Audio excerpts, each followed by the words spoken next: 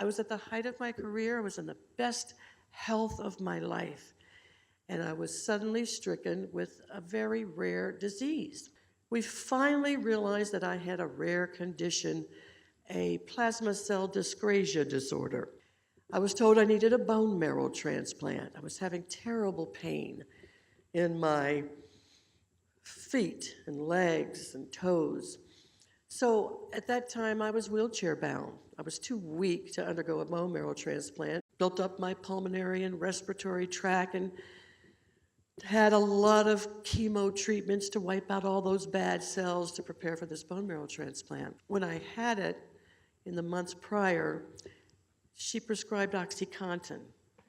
And I remember asking right away, I know this is a pretty strong narcotic, an opioid, and I'm concerned because my father was an alcoholic. He had problems with addiction, with prescribed medication. I don't want to become addicted to OxyContin. And this lady who would ultimately save my life when no one else could, the other doctors couldn't diagnose it properly, told me matter-of-factly, no worries, you will not have a problem with OxyContin.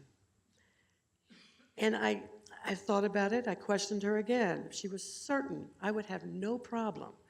She was responding to the fact that my husband was a doctor, and I was an educated woman. And she thought that we would know better than for me to become addicted.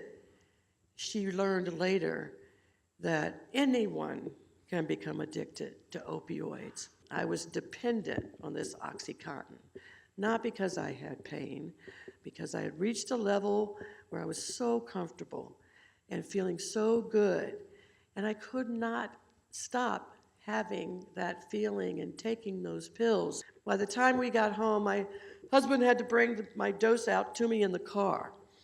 And the next morning, I called the Mayo Clinic and asked, do you have a rehab facility? Do you have something for opioid dependency?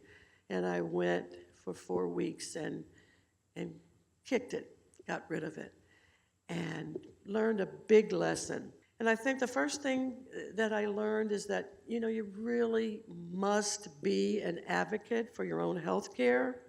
You really have to follow your gut, ask those important questions. If a doctor's just handing you medication, strong medication, don't just follow orders all the time. Think about it, research it, realize what you're putting in your system.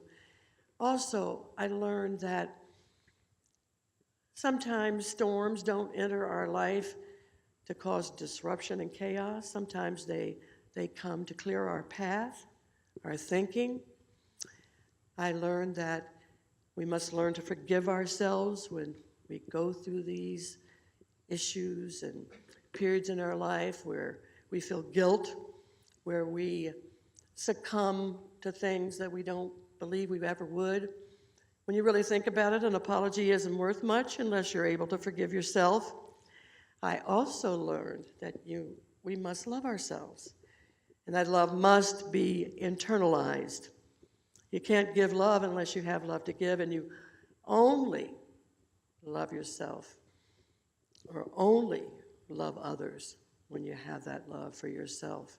You find yourself help. You ask those important questions. Each of us has a right to a happiness that we transcend, or that transcends all the materialistic forces that surround us. And each of us has a right to a joy that we nurture and sustain from the wellspring of our beings. I feel that I'm a better person, that I'm stronger, having gone through my health crisis, my opioid addiction, learning about other people, becoming more compassionate, meeting someone like Steve Kilauea and George Hall, and all the wonderful people who are working to help those win the freedom of recovery.